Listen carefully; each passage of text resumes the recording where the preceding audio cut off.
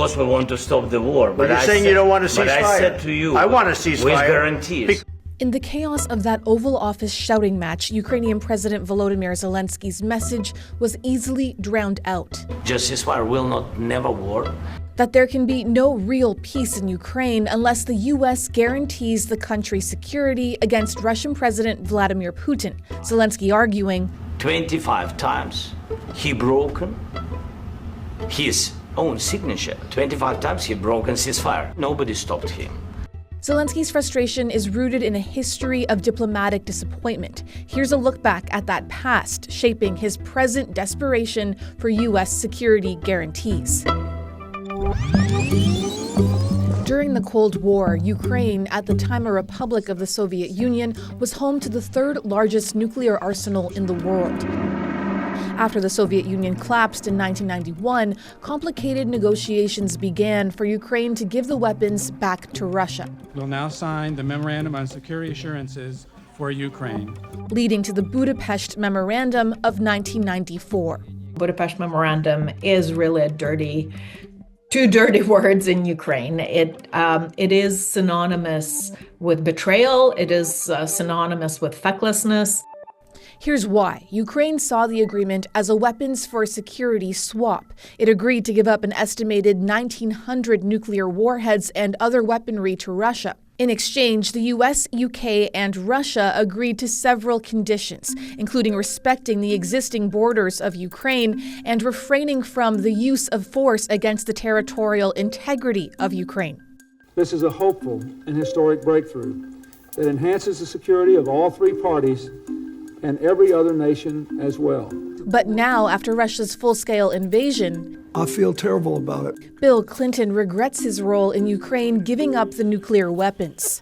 Budapest didn't make any firm promises of aid if Ukraine was ever attacked, and experts argue it was interpreted weakly by Ukraine's allies. And Ukraine tried to insert these clauses during the negotiations. It tried to say, okay, there would be a sanction regime, there would be, military assistance to Ukraine, but the United States rejected that proposal. The Ukrainians gave up their own security, long-term security, for a very flimsy promise. Fast forward to 2014 and a blatant violation of the memorandum.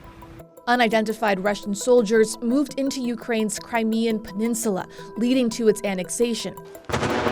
Later, there was full-scale fighting in eastern Ukraine, spurred by Russian-backed separatists. Despite the spirit of the Budapest Memorandum, there was little consequence for the Russian aggression. Western nations hitting Russia with sanctions, but no direct military aid for Ukraine until years later. Ukrainians kind of woke up to the reality. We've given up nuclear weapons in exchange for this document. Now, does it matter for anything? He occupied our parts, big parts of Ukraine. A fact Zelenskyy pointed to in the Oval Office. During 2014, nobody stopped him.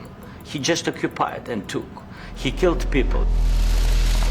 Zelenskyy also referenced this moment in 2019, Putin agreeing to implement a full ceasefire in eastern Ukraine in talks brokered by France and Germany. In 2019, I signed with him the deal. I signed with him, Macron and Merkel, we signed ceasefire. But after that, he broken this ceasefire. Then in February 2022, just over 2 years later, the brutal full-scale invasion of Ukraine by Russian forces. Any deal to end it, Zelenskyy argues, must be stronger than those of the past. You hear that in Ukraine all the time. We'll never accept another Budapest Memorandum. It has to be something more robust than that. A point he tried to make hours after the Oval Office blow-up, appearing on Fox News. Just a ceasefire without security guarantees, this is so sensitive for our people. And they just want to hear that America on our side and that America will stay with us, not with Russia, with us. Zelenskyy's answer is a critical minerals deal with the U.S., trying to leverage Ukraine's vast resource wealth for strong U.S.-backed security guarantees. The problem is, I've empowered you to be a tough guy. And I don't think you'd be a tough guy without the United States. But that hope under Donald Trump and after Friday is particularly precarious, with the U.S. president now pausing desperately needed military aid to Ukraine. If Mr. Putin doesn't have any solid red lines in front of him that are enforced by the United States, in a way, the skies are literally the limit. Things are getting more dangerous, I think, for Ukraine by the hour.